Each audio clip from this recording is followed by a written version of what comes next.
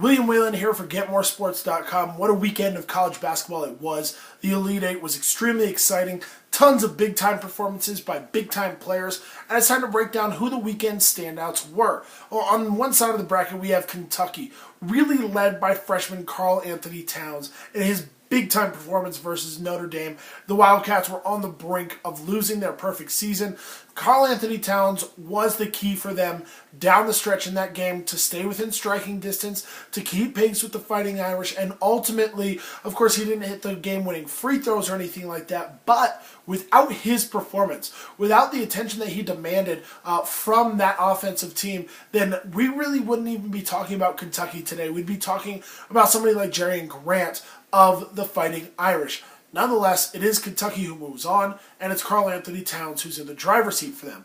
Who they will match up with. One of the great stories in college basketball, the duo of Frank Kaminsky and Sam Dekker of Wisconsin. Of course, Dekker with his daggers from deep. Of course, Kaminsky on the inside and the mid-range, from the perimeter. They do it all. They had big-time performances in a big-time moment to help lead the Badgers back to the Final Four. Their second straight year there, and their second straight year meeting up with the Kentucky Wildcats should be a thrilling game, especially if those big-time performers come to play once again.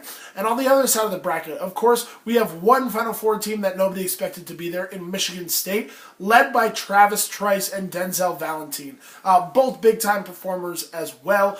Trice was not hot from beyond the arc, really was not very efficient from the field in general. But again, it's his moxie, it's his confidence, it's the fact that you have to account for him everywhere on the court at all times because he's that dynamic.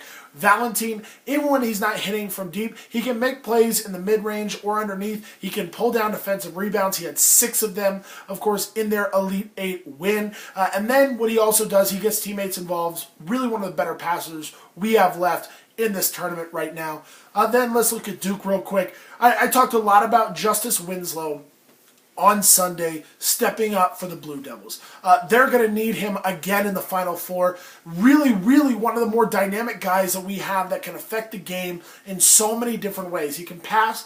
His shooting is coming around. He can, of course, finish at the rim. He's starting to knock down some free throws, and he can defend. Really just an all-tool player. Not necessarily an all-toolbox player, but definitely a guy that you need on your team to make all the winning plays that you simply cannot teach, that you cannot coach, but you cannot win a championship without.